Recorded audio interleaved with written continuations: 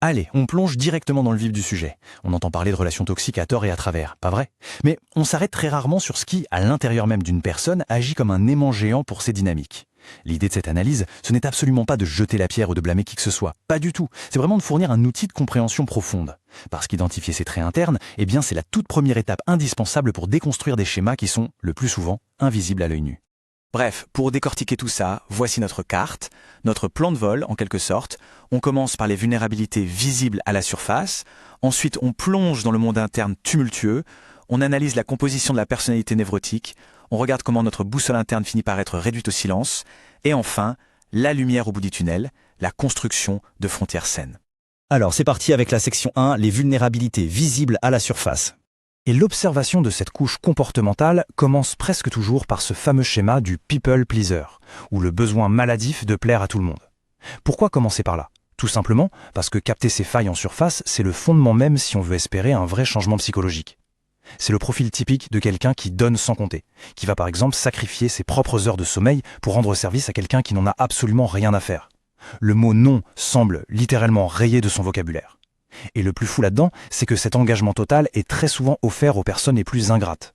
On encaisse les remarques blessantes en se disant « allez, il faut être patient ». Et paradoxalement, la simple idée d'exiger le respect de ses droits de base, ça provoque un sentiment de honte énorme. C'est le monde à l'envers. Et ça illustre parfaitement la trajectoire de collision dont on parle. Le contraste est juste saisissant. D'un côté, on a cette personne avec un réservoir de pardon inépuisable, prête à tout sacrifier à chaque faux pas. Et de l'autre, on trouve souvent une personnalité toxique qui fait exactement l'inverse, qui archive la moindre petite insulte dans un coin de sa tête en attendant la première occasion pour se venger.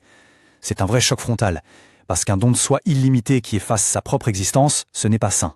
Tout comme cette soif de vengeance en face ne l'est pas non plus. On est vraiment à des années-lumière d'un équilibre psychologique viable. On passe maintenant à la section 2, le monde interne tumultueux. Brisons un peu cette coquille pour voir ce qui se passe à l'intérieur. Parce que le décalage entre ce qui est montré au monde et ce qui est ressenti, c'est juste vertigineux. À l'intérieur, c'est la tempête. Déjà, il y a cette faim émotionnelle constante. Un besoin si intense, si extrême, qu'il pousse à s'attacher très, très vite, et parfois de manière hyper dangereuse. Le cerveau ne se met jamais sur pause. C'est de la suranalyse en permanence, une fixation épuisante sur des souvenirs douloureux. Toute cette combinaison crée un brouillard mental si épais qu'il devient totalement impossible de distinguer l'amour authentique d'une relation purement empoisonnée. Ce qui nous amène à un phénomène psychologique absolument fascinant, le clivage interne. C'est une vraie fracture. Vers l'extérieur, l'image projetée est nickel. La personne hyper arrangeante, idéalement coopérative, le collègue ou partenaire parfait. Mais à l'intérieur, caché tout au fond, et spécifiquement dans le cadre de ces dynamiques toxiques, il y a une version de soi qui bout d'une colère noire, mais violemment réprimée. C'est une dualité qui ronge de l'intérieur, à petit feu. Et pour bien mesurer la violence de ce bouleversement intérieur, les sources utilisent une comparaison, honnêtement, assez choquante. Une honte et une culpabilité comparables à un traître condamné à mort. Waouh! Prenons juste une seconde pour réaliser l'intensité du truc. Ce n'est pas de la petite culpabilité là. Pour des minuscules erreurs du quotidien, des trucs banals, la personne ressent une angoisse terrifiante. C'est un poids écrasant, déclenché par des situations où n'importe qui d'autre passerait à autre chose dans la minute. Allez, section 3, la composition de la personnalité névrotique. Le point vraiment crucial ici, c'est de comprendre cette personnalité névrotique d'un point de vue clinique. En fait, c'est une structure mentale et qui semble presque fabriquée sur mesure pour attirer les problèmes. Et pourquoi? Eh bien, la raison principale, c'est cette inclination naturelle et constante vers les émotions négatives. C'est une espèce de ligne de base un peu sombre qui transforme inévitablement l'individu en une proie facile pour les manipulations. D'ailleurs, si on regarde l'analyse des traits, c'est flagrant. L'anxiété et le stress prennent une place énorme. C'est littéralement la plus grosse part du gâteau psychologique. Et cette base anxieuse, elle est soutenue par quoi? Par une hypersensibilité et surtout par une peur du rejet qui fiche sur place. Rajoutez à ça un perfectionnisme qui vide de toute énergie et un doute permanent sur les intentions de tout le monde, et voilà, on obtient le profil idéal, ultra vulnérable, prêt à laisser la porte ouverte aux intrusions. Ce qui nous précipite vers la section 4, réduire au silence la boussole interne. C'est vraiment ici qu'on atteint le point critique, le moment où nos défenses naturelles tombent en panne.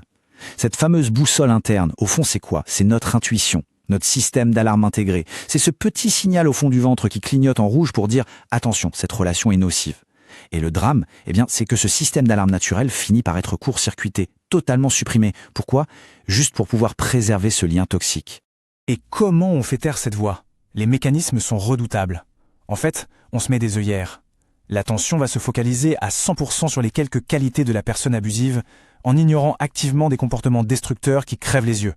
À l'intérieur, les alarmes hurlent, mais la décision est prise de ravaler sa douleur, d'étouffer sa propre souffrance, tout en jouant les durs à cuire. On affiche une façade de force et d'invulnérabilité. C'est une énorme illusion auto-entretenue qui referme le piège à double tour. Mais heureusement, on ne s'arrête pas là. Section 5. Construire des frontières saines.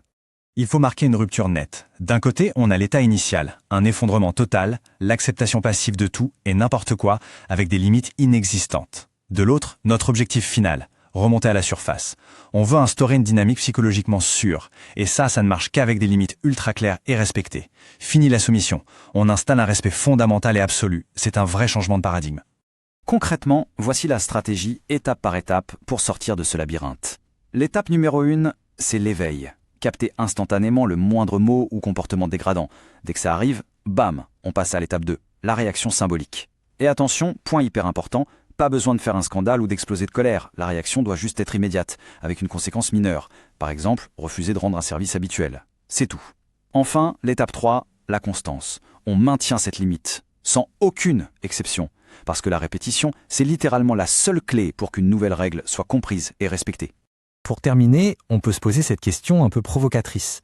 Comment le simple fait de comprendre ces vieux schémas psychologiques peut être le vrai point de départ d'un changement ? Eh bien, reconnaître cette carte interne, c'est allumer la lumière dans une pièce noire. C'est le déclic ultime pour se libérer de ces dynamiques destructrices et enfin bâtir des relations qui nous nourrissent au lieu de nous vider.